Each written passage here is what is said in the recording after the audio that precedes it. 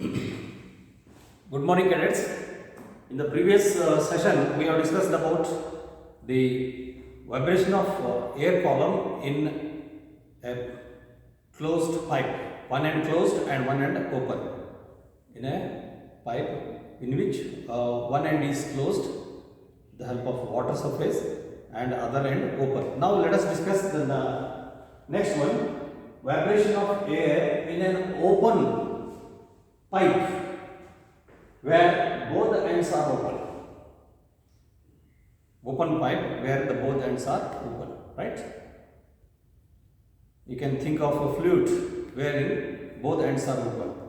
Then when the air vibrates, you will find that at both the ends where the ends are open, there it has to form antinode. Why? Because antinode is the one at which the displacement is maximum and amplitude is maximum. It allows to have maximum amplitude, right? With that condition, we can draw the harmonics. If this is a open pipe of length L, both ends open, then you have to see that for the first harmonics, for the minimum frequency of vibration, when the air vibrates, you will find formation of antinode at the ends and node at the midpoint. Node at the midpoint. Two antinodes and one node. Right? So this is how the first fundamental mode of frequency is observed. For second one, for second frequency, for the same length if you draw,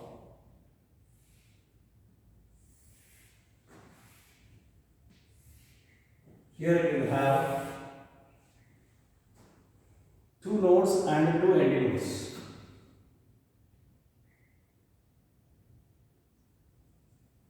Again, at the ends you will have antinodes.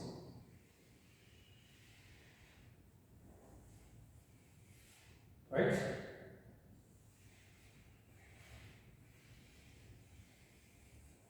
Antinode here.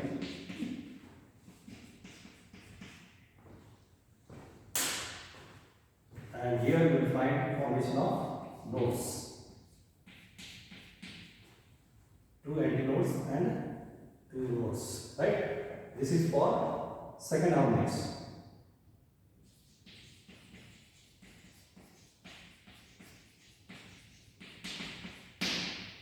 And this is for fundamental frequency. Fundamental mode of vibration, that is called fundamental frequency or first harmonics.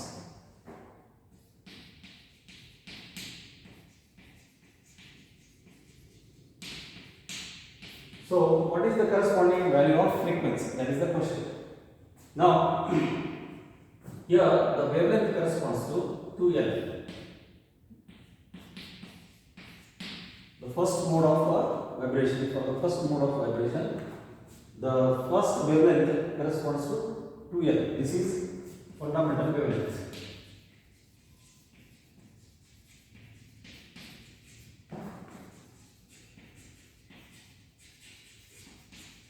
So this fundamental wavelength can be obtained by applying boundary conditions.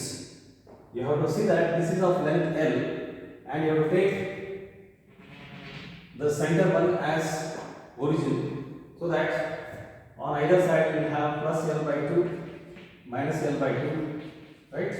At the center you can take x equal to 0. At plus L by 2 and minus L by 2 we should have the formation of antinode. So with that condition of both ends open, here both ends open,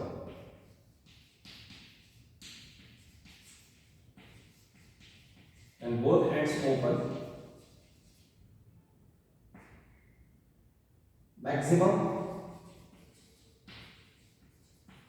displacement, that is maximum amplitude of vibration is observed by forming antinomos. Right? With this condition, you can try for the first harmonics. Here, if you take this center one as a x equal to 0, and at x we should have node, and at x equal to plus L by 2 and x equal to minus L by 2 we should have antinode. So with this condition, if you apply, we get plus or minus L by 2 equal to the condition for formation of antinode 2n plus 1 lambda by 4. 2n plus 1 lambda by 4. For n equal to 0. For n equal to 0, what do you get? We get lambda by 4 equal to L by 2. Thus, we get L by 2 equal to lambda by 4, because two zeros are 0, 0 plus 1 becomes 1, that becomes lambda by 4. So, L by 2 equal to lambda by 4. So, 2 1s are 2 2s are, therefore lambda by 2 equal to L, lambda equal to L. So, first fundamental harmonics, lambda 1 is equal to 2L, that's how I write it. Therefore, fundamental frequency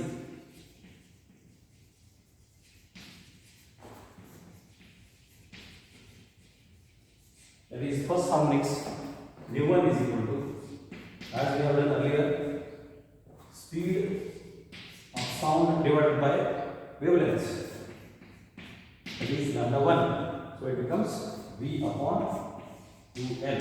V upon 2L. Therefore, similarly, for second harmonics we cannot use this, because here we have to choose different lengths, right? The boundary conditions will differ for the second harmonics. Of course, boundary condition means here at the center for the second harmonics again you are getting antinode, right? So we cannot use this condition for the second harmonics, but we can generalize this for second harmonics.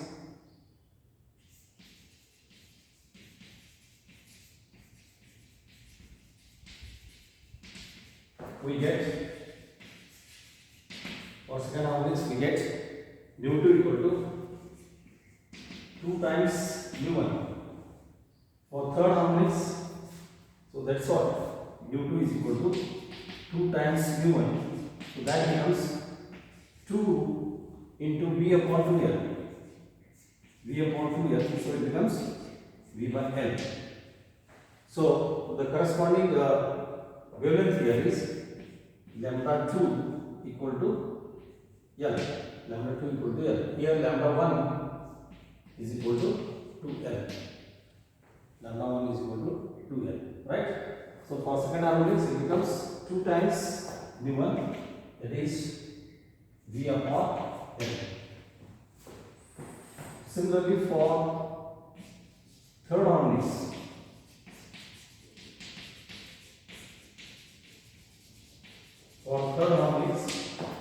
we get mu3 equal to 3 times mu1.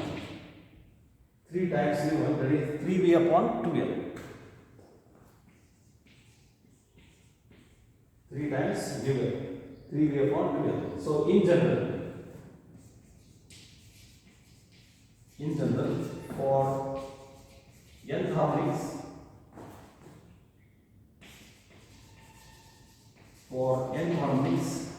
mu n is equal to n times mu1, it is n V upon 2L. So this is the equation for both ends open, n V upon 2L. Right? Now you can draw the diagram for third harmonics, fourth harmonics, and so on. Okay. Here one thing we need to note down, for both ends open, for an open pipe where both ends are open, we get all possible harmonics first, second, third, fourth, fifth, and so on. Whereas if one end is closed and one end open, we get only odd harmonics. First, third, fifth, seventh, and so on. That one should remember. Okay. So again, the fundamental frequency for both ends open is nu1 is equal to V upon 2L. When one of the ends is closed and one of the ends is open, then it becomes V upon 4L. These things you should remember. Now we can draw for third harmonics. For third harmonics, I will draw here itself. For the same length, you will get 3 notes. Here 2 notes are there for second harmonics. For first harmonics, only 1 note. Second harmonics, 2 notes. For third harmonics, you will get 3 notes. You can just watch here. And 3 anti-notes, right? And here you will have 3 notes. 1, 2, 3. So that we can now very easily draw for harmonics, standing waves.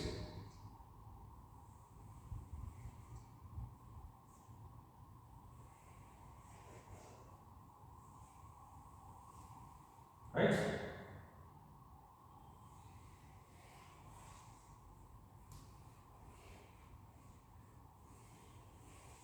Yes.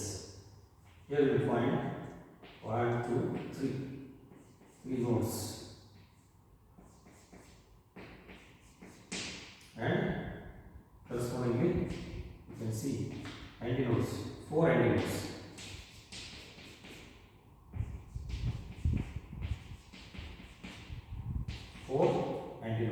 Right? So we cannot use this equation here. So we have to approach with a different method that is not there for your 11th class. So we can directly take this general equation nu n is equal to n nu1. So all harmonics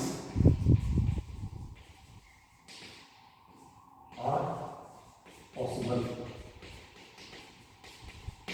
So for third harmonics, nu3 is equal to, you can see 3 times, is it first, second, 3, third, 3 times nu1, so it becomes 3 times V upon 2L. Like this we can write it. Let us solve a problem. Look at this problem. A pipe 30 cm long is open at both ends. Which harmonic mode of pipe resonates a 1.1 kilohertz source? Will resonance with the same source be observed if one end of the pipe is closed and one end of the pipe is open? Now first look at the given things. It's a 30 centimeter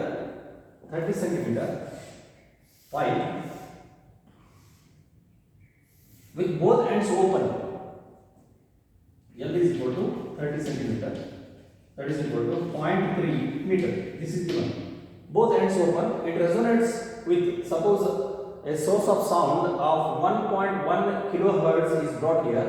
Then the air in this pipe resonates with the same frequency and produces vibrations in the pipe. Vibrations means it produces vibration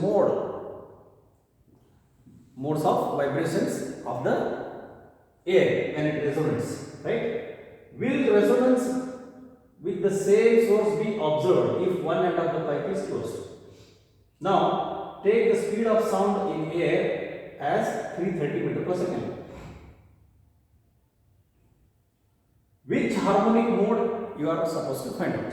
Now just now we have concluded when both ends open, pipe is there, air resonates only when the frequency of the source matches with the frequency of vibration of air molecules. That is the meaning of resonance, right?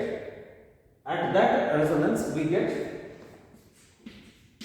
harmonics, frequency of vibrations, which we call them as normal modes of vibrations or harmonics, which is given by NB upon 2L. Just now we have found out NB upon 2L.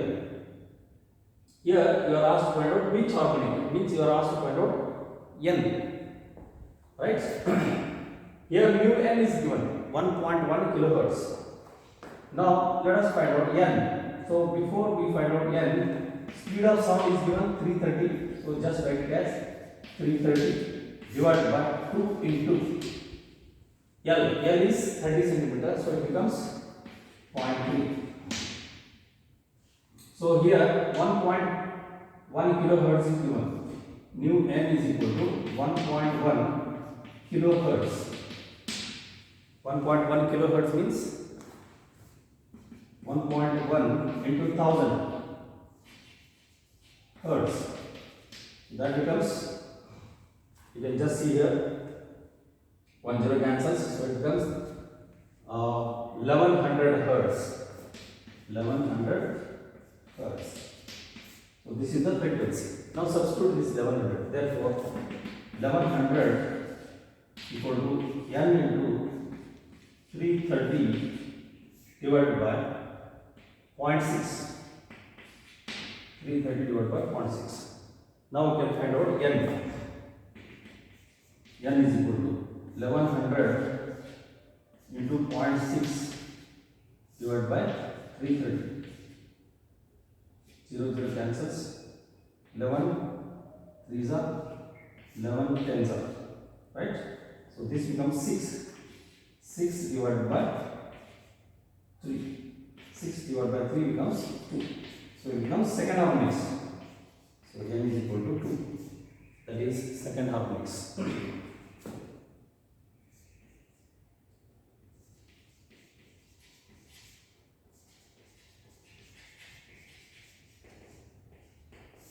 Second harmonics. What will be the value of first harmonics then? First harmonic, this is a nu2. So therefore nu2 is equal to 1.1 kilohertz. That is 1100 hertz. This is what we got it. Second harmonics. This is the question. Now let us first find out what is the first harmonics. Second harmonics means you will have two nodes. The waveform will be of this nature. Yes, this is second harmonics, and both ends open. Antinode, antinode. Here nodes are formed.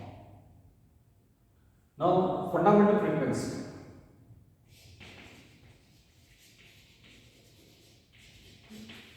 Just for our interest, fundamental frequency nu1 is equal to nu2 by 2.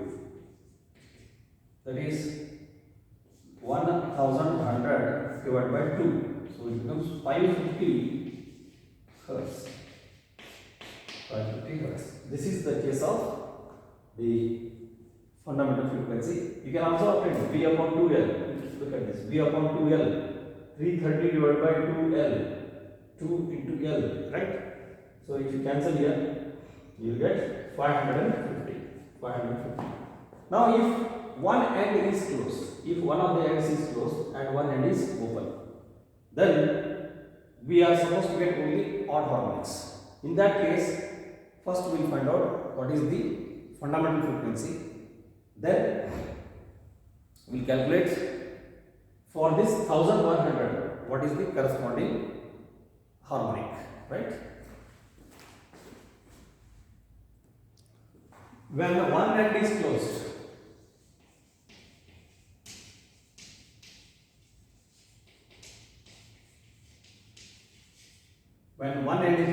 then the fundamental frequency we calculate fundamental mode of frequency, that is first harmonics. Nu1 is equal to V upon 4L. V upon 4L, right? 330, this is given here, speed of sound, divided by 4 into L. L is same 0.3. So if you cancel this, so it becomes 3300 divided by 4 into 3. 1100 divided by 4. 3 ones are 3 11s are. So 1100 divided by 4. If you work it out, it becomes 275. 275 hertz. So in this case, if one end is closed and only one end is open, you will get only odd harmonics. So first harmonics is 275, but the source frequency is 1100 hertz.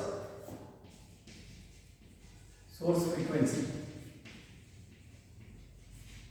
is 1100 hertz.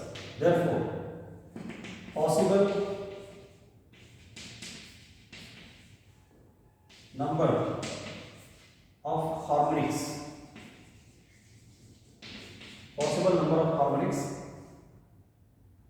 is equal to n is equal to 1100 divided by 275. 1100 divided by 275. If you cancel this, it comes out to be 4. So if it is possible, then it will be having 4 harmonics. But it's not possible. It's not possible to have this because 4th harmonics is not possible. When one end is closed, it will have only odd harmonics. Since for one end closed,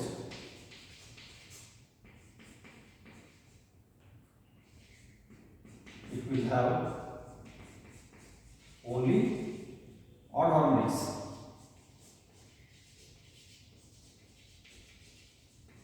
Odd harmonics like new one, that is V upon 4L.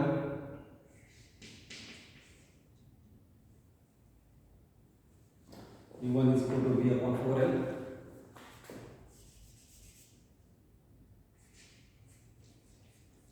New 2 equal to new 3 equal to 3V upon 4L, and there is no possibility of 4th, it will be 5th. New 5 is equal to 5V upon 4L. So you can just see if it is a 5V upon 4L, 5 into 275, 5 into 275 will be more than 1100. Therefore, it is not possible to have 4th harmonics. So it is not possible to have 4th harmonics.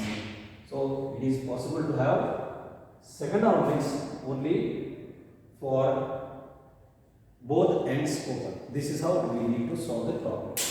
Okay. Now, from this discussion, the frequency of these harmonics are directly proportional to speed of the sound, or you can say the speed of the sound is directly proportional to frequency and speed of the sound is directly proportional to length of the pipe. Okay, that's how we complete the discussion of normal modes of vibration when both rigid ends, when the vibration of a string is taking place for both the ends closed, and vibration of sound in one end open and one end closed, vibration of sound in both ends open. So these are the things that we have discussed. Now let us discuss one more important thing, that the speed of sound in air we have already discussed. What are the factors that influence the speed of sound? That is very, very important and interesting. What are the factors influencing the speed of sound?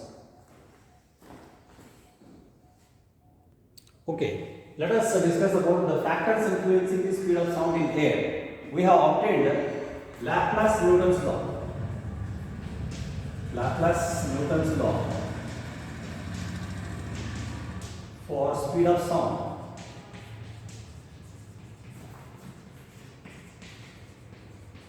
V equal to gamma P by rho, where P is the pressure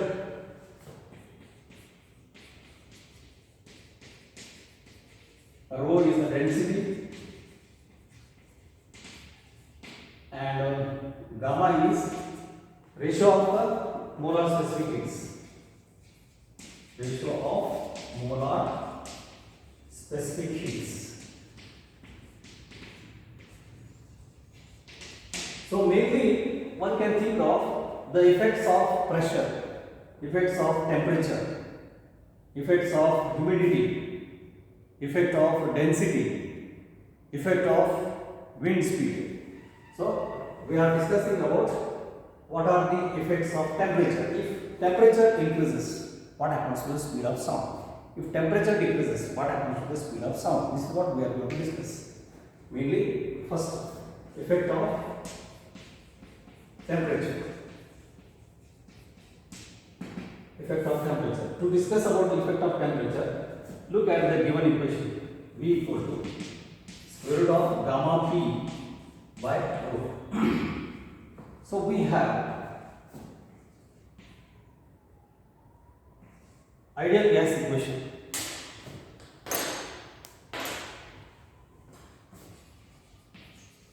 V equal to mu RT, where mu is the number of moles.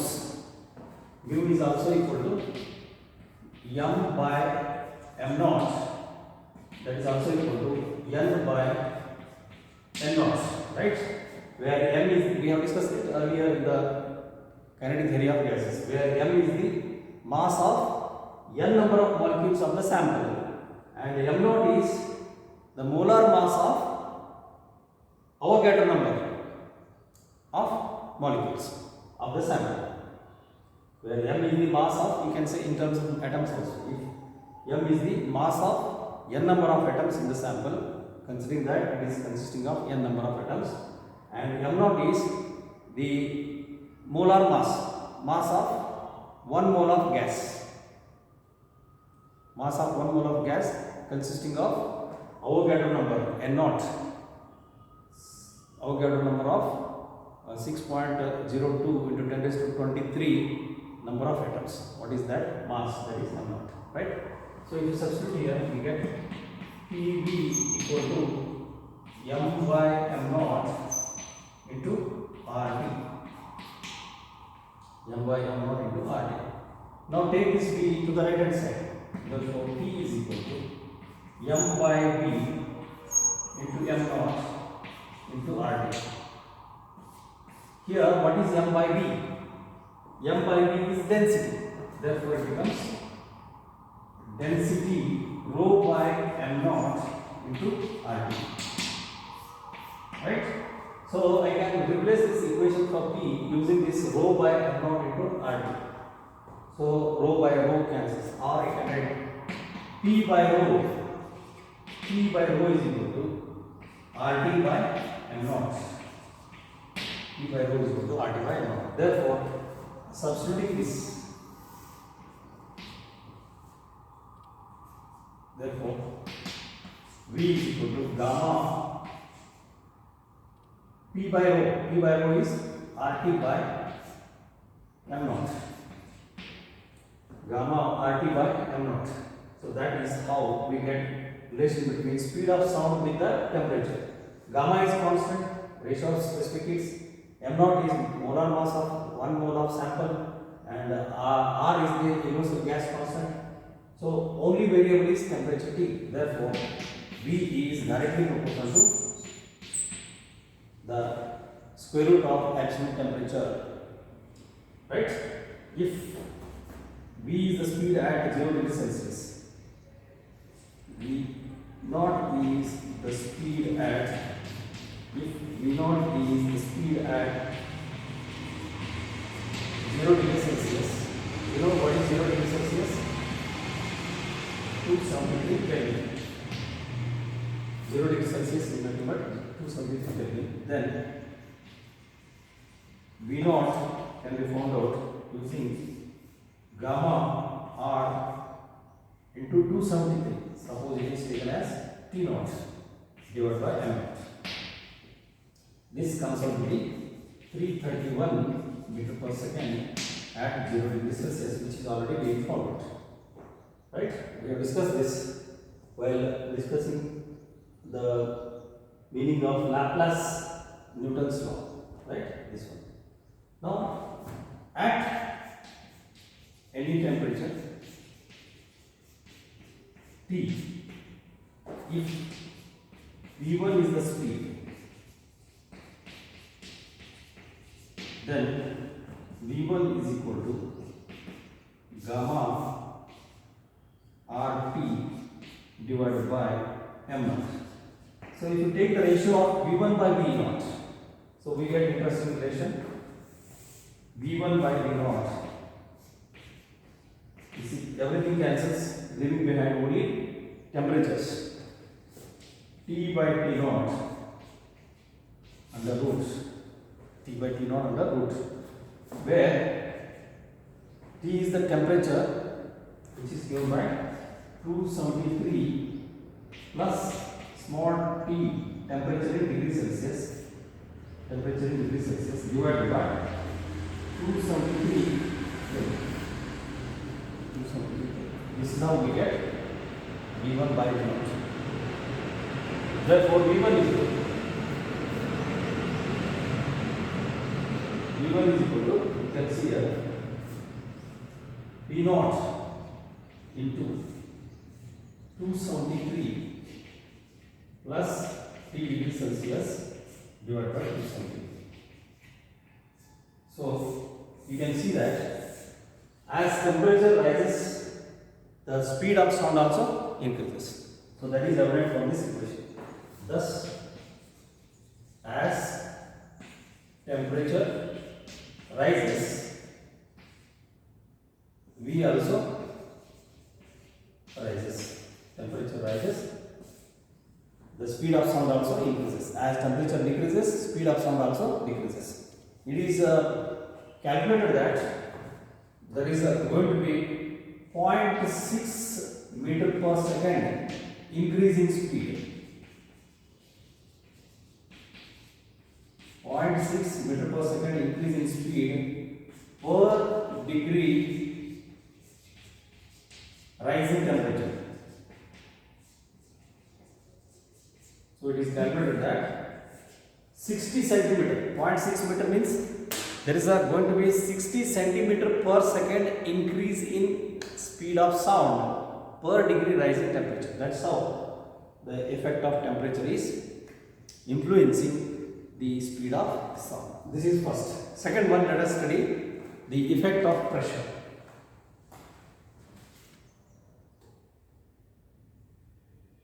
Now we will study the effect of pressure. How the increase in pressure or decrease in pressure affects the speed of sound.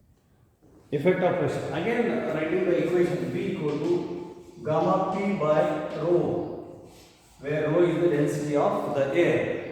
If pressure P increases, the density also increases. If pressure P increases, density also increases. If pressure P decreases, density also decreases. So this is quite common from this equation.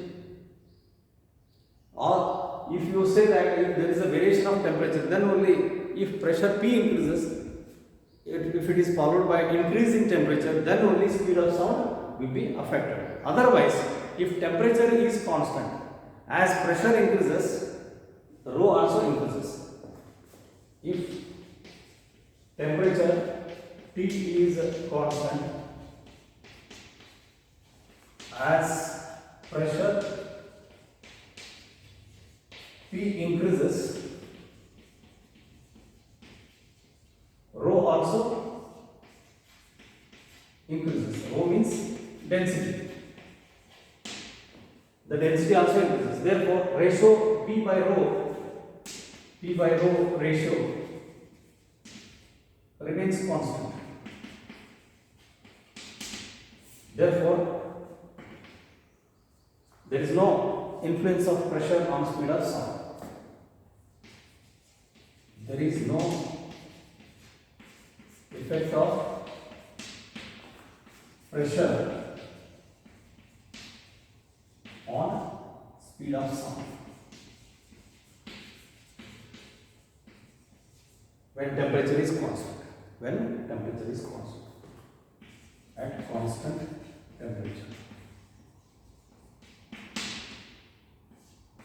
Now, the third one is effect of humidity. This is second one. Now, let us see the effect of humidity.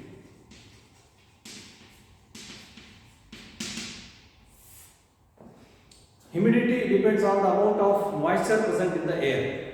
More the amount of moisture present per unit volume of the air, more is the humidity. Less the amount of moisture present per unit volume of the air, less is the humidity. So, the humid air is said to have less density of air than the density of the dry air, because it contains water vapor, more of water vapor than the air. Therefore, the density of humid air is less than the density of dry air. So, humidity speaks of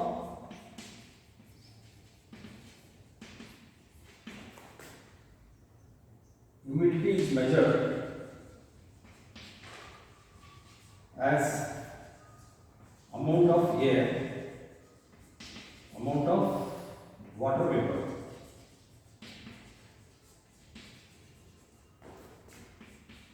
present per unit volume of air. So, more the humidity, lesser is the density of air. That's the meaning, because it is consisting of more of water content. As humidity increases, density of air, density of the dry air decreases. Yes, this is important. Density of dry air decreases means rho decreases. So, when the density rho decreases, ultimately speed of sound increases. Here, V is inversely proportional to square root of rho. Therefore, as rho decreases, V increases, and vice versa, and vice versa. So, as humidity increases, the speed of sound decreases. The density of air decreases. So, as rho decreases, the speed of sound increases. The speed of sound increases, vice versa. Right?